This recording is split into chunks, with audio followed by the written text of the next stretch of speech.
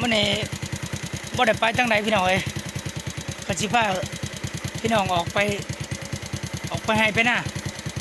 ไปจอบเบิ่งหมอกม่วงว่าปีนี้มันเป็นดอกบ่เฮาบ่ทันได้ออกไปหน้าแต่โดนเลยพี่น้องเอ้ยพอดีตะเวนกำลังสิค่ำๆเฮาก็สิพา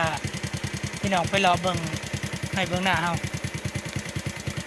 ไปรอเบิ่งหมอกม่วงว่ามันเป็นดอกบ่ปีนี้ไปพี่น้องเอ้ย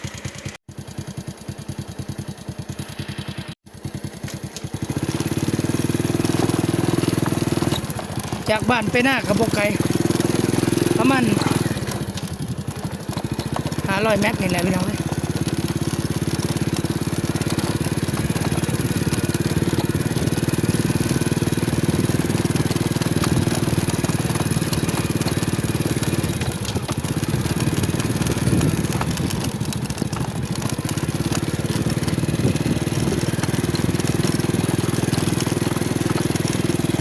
เนี่ยก็บ่ทันโป่งอยู่แถวนี้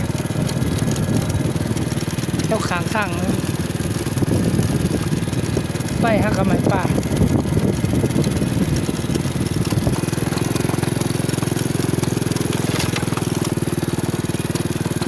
เอารถจอดไว้หัวม่วงโอ้ตัวโดนบ่ได้มาเบิ่งบาดเนี่ยหมอกม่วงสมควรเลยพี่น้องเอ้ยม่วงแต่ละต้นก็ดกขนาดป้าตัวพี่น้องเอ้ยหมอกม่วงปีนี้ดกสมควรเลยหลายขนาดหมอกม่วงตัวนี้สายพันธุ์แก้มแดงแต่ว่าหน่วยบ่ใหญ่อ่องตองแต่งเลยบ่ทันได้สุกมันแดงบ่ทันแก่จำแต่ว่ามันแดงพันธุ์มันแดงดกขนาดปีนี้สมควรเลย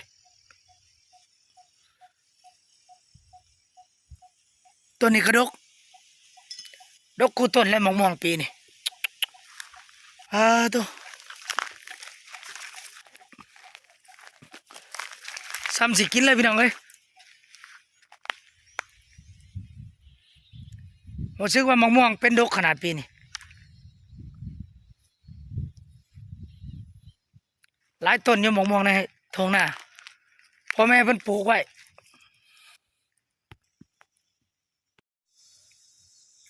หมอกม่วงปีนี้ดกขนาดดกกว่าคู่ปีพี่น้องเอ้ยปีกายเนี่ยบ่ดกปานเนี่ยปีนี้คู่ต้นเลยหมอกม่วงแก้มแดงตัวนี้เอาสิพาพี่น้องไปเลาะเบิ่งแต่ละต้น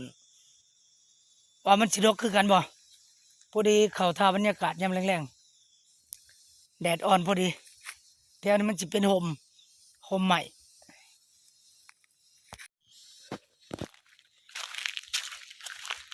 ต้นนี้ก็เป็นหมอกม่วงใหญ่พันธุ์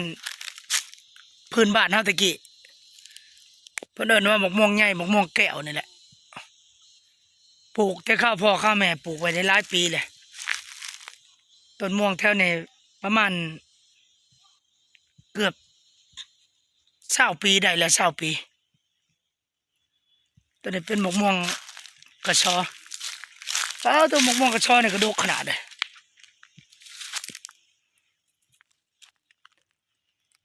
ตัวนี้ก็เป็นหมกม่วงใหญ่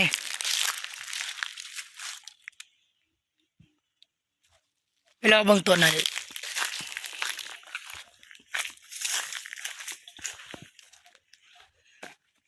ตะกี้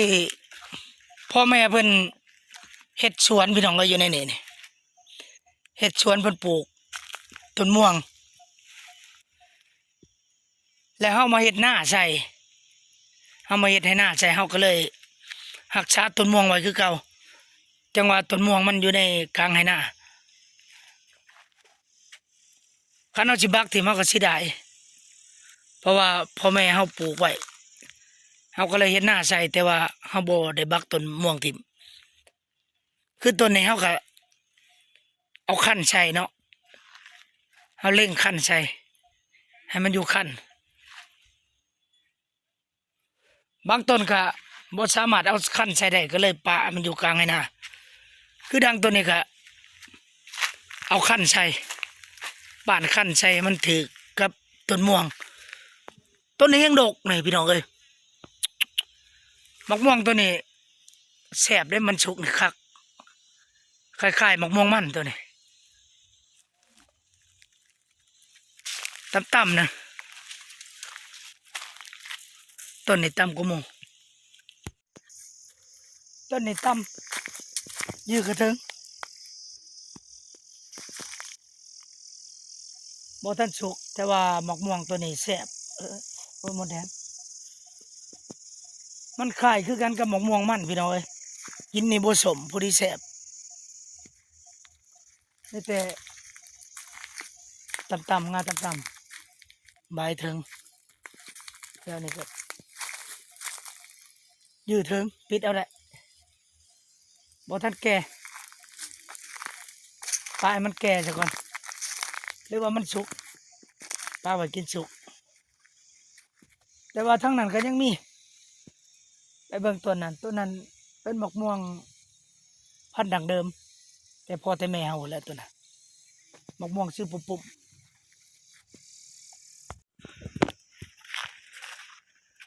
หน่วยปุ่มๆแน่ตัวนี้เป็นหมกม่วงใหญ่พันธุ์แต่เก่า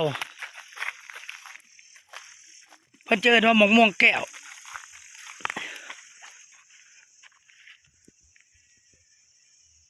ตัวนี้ก็เฮาเอาคันรัดชื่อไปหั่นก็มันจะอยู่แจให้หน้าหมายความว่าคันหน้าเฮานี่เกิดน้ำหลังต้นม่วงมีแล้ว แต่ก่อนเป็นสวนพ่อแม่เฮาปลูกหมกม่วงเป็นสวนแล้วเขาก็เลยหาป่านขั้นใช่เนาะแล้วเขาเล่งใช่ว่าให้มันเหมาะสมใกล้เคียงที่สุดบางต้นก็บ่สามารถเล่งขั้นใช่ได้ก็มันอยู่กลางให้นะแต่ต้นนี้ก็เลยเอาไว้ให้มันใกล้เคียงกับคันหน้าอยู่แจ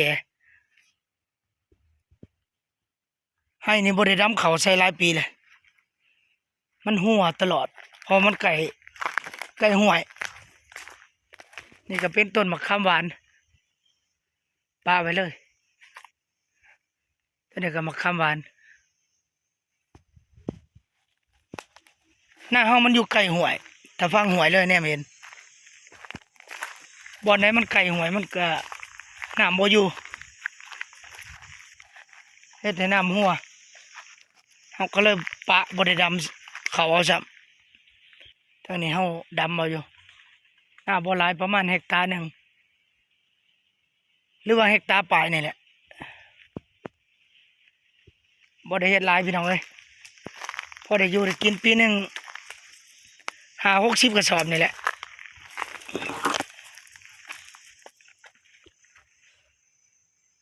หญ้าอยู่ข้างหน้ากำลังปลง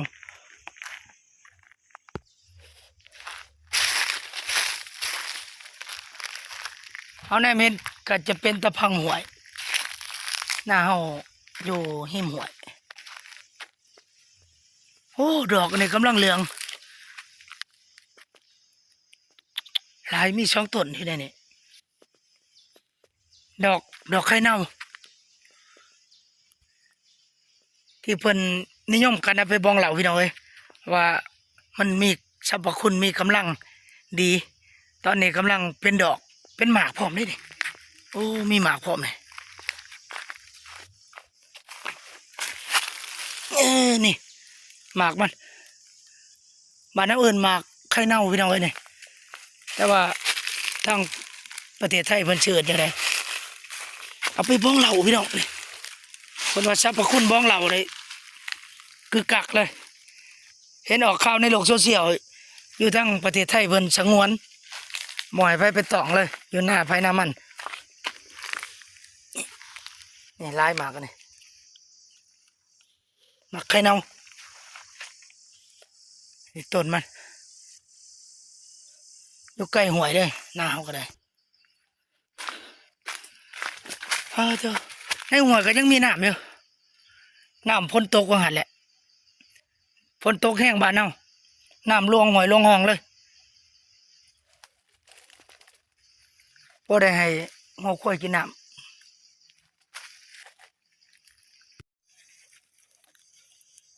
อันนี้ก็เป็นดอกมันพี่น้องเอ้ย สีเหลืองงามเป็นดอกไม้งามพี่น้องไอ้สีเหลืองใบมันเพิ่นว่ามันเป็นยาสมุนไพรเอาเห็นเพิ่นลงใน YouTube เพิ่นว่าเป็นยาสมุนไพรบำรุงร่างกายเฮ็ดให้กำลังแข็งแรงตึกตักเฮาก็สิเก็บเอาเมื่อลองเบิ่งไปเฮ็ดยาดองพี่น้องเอ้ยดองใส่ขวดโหลเอาเหล้าใส่เพิ่นว่ากินแล้วรับรองตึกตักว่าซั่นใบดอกมันอยู่หน้าเฮานี่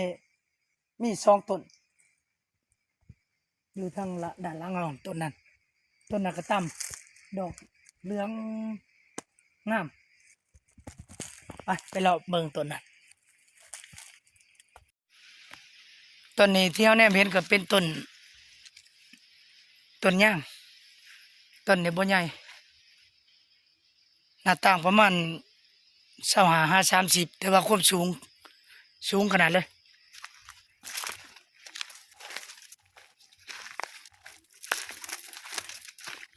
โอ้เครือกอยได้นี่ยังมีเครือกอย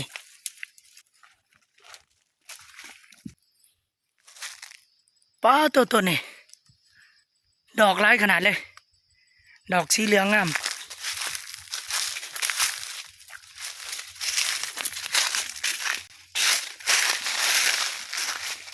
หากต้นนี้ก็หลายอยู่แต่บ่ล้นพี่น้องล้นบ่หลาย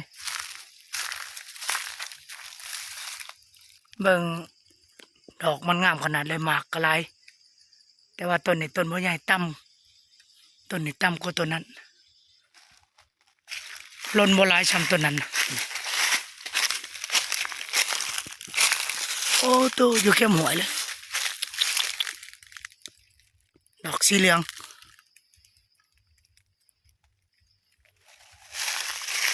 เป็นสรรพคุณทางยาพี่น้องเอ้ยดอกมันนี่งามหลายงามขนาดเป็นสีเหลืองคักอันนี้บ้านเฮาเอิ้นดอกไข่เน่าทางฝั่งไทยก็สิคือสิเอิ้นคือกันเนาะพี่น้องเนาะว่าดอกหมากไข่เน่าต้นไข่เน่าบ้านเฮาเอิ้นต้นไข่เน่าหลายอยู่หน้าเฮาผู้ใดอยากได้เอาไปบ้องเหล่าก็มาเอาเด้อพี่น้องเด้อ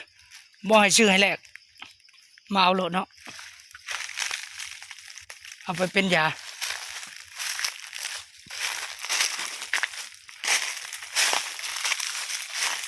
อันนี้ก็เป็นบริเวณหน้าเฮายังปาไว้เป็นดอนอยู่ดอนใหม่ให้ยังหลายอยู่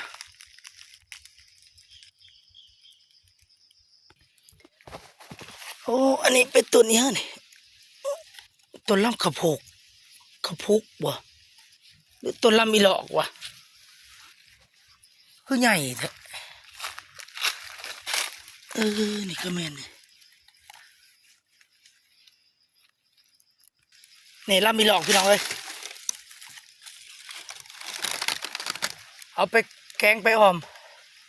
ก็เดินว่าลำอีหลอกดอกกระเจียวอีกกระตั้งหากพี่น้องเอ้ยลำอีหลอกโป่งเลยโอ้หลายอยู่ได้นี่โอ้เก็บเอาก่อนเก็บเอามือออมใส่ไว้ก่อนพี่น้องพอดี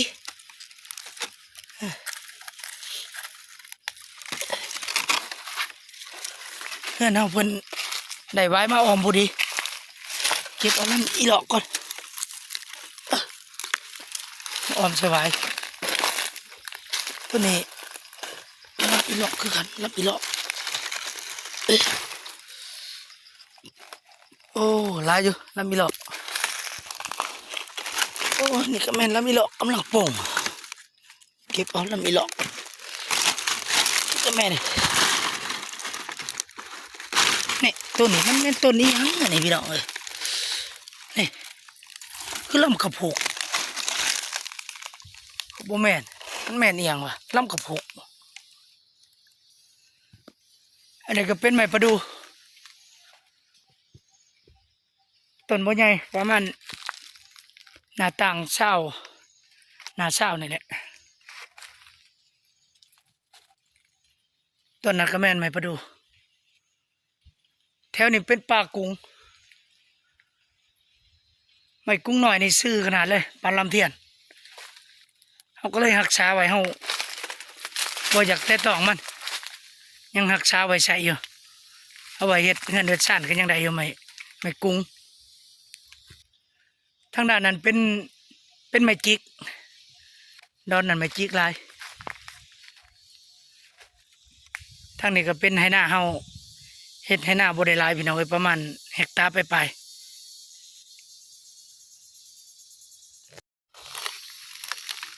ต้นนี้ก็โอ้มีแมงบงน้ำอีก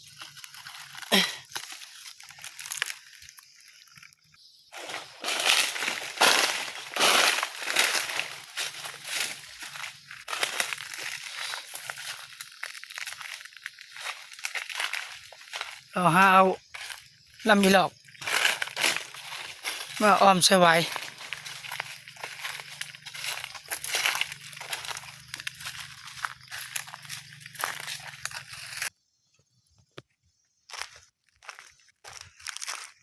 ตะเวนกำลังสิตกดินแต่ว่ากระโหมเพราะว่ามันบังต้นไม้แท้นี่มีแต่ป่าไม้จิกข้างนั้นเลย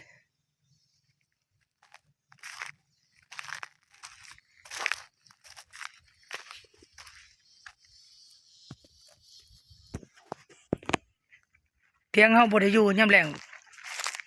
เฮาเอาเฟืองขึ้นไว้เก็บเฟืองไว้ให้งัว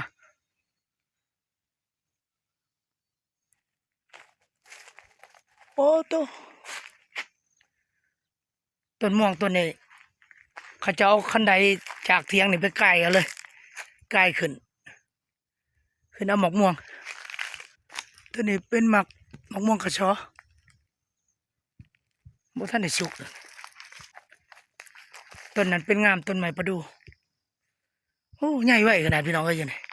ไม้ประดู่นี่ใหญ่ไว้หน้าต่างได้อยู่หน้า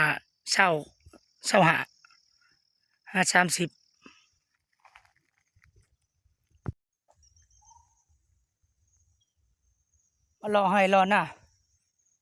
ยำแรงๆพี่น้องเอ้ยตอนนี้ตะเว้นตกดินเลยโฮมบ่ถีบเลยเสียงนกฮ้องก็มีนกกระโดกนกกด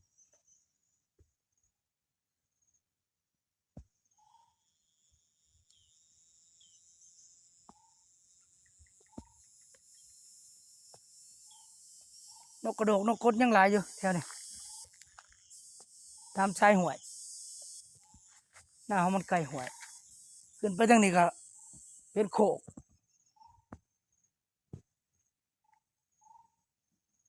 เป็นป่า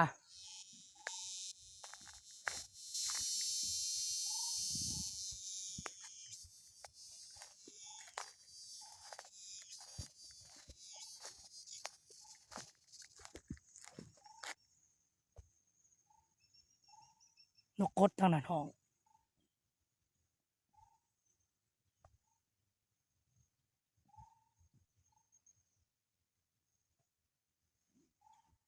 ทั้งพี่ก็ห้องนกกดนี่หลายเนี่ยกดนกกระโดกห้องทางนั้นกับทางนั้นห้องตอบกัน2 ตัวทางนี้แน่ทางนั้นแน่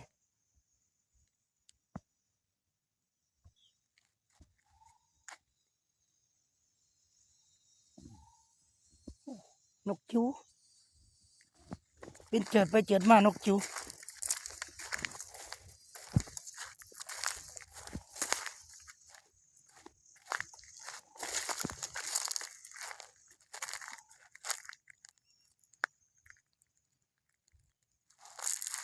ตะเว้นตกทางด้านน่ะ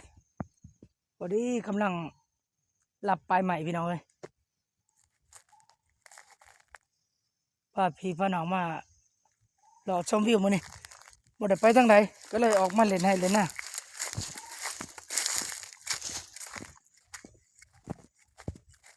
ให้หน้าเขายังแห้งอยู่น้ำบ่ข้างเพราะว่า หน้ามันไกลห่วย เป็นหน้าดินทราย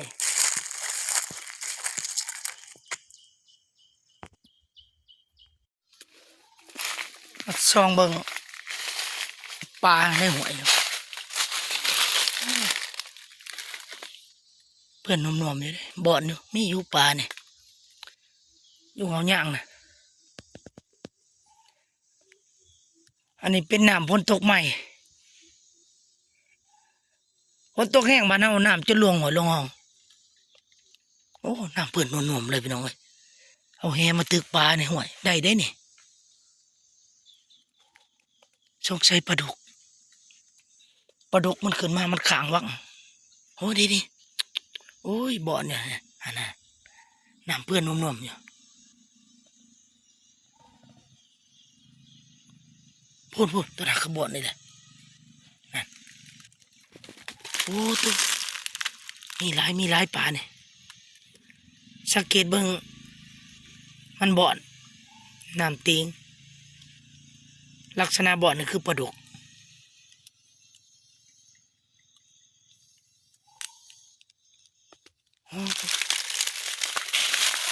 เมื่อนาเชียวแหมาตึกพูดบ่อนนี่นะพูด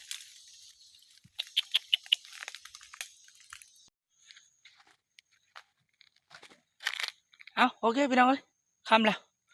รอเมื่อก่อน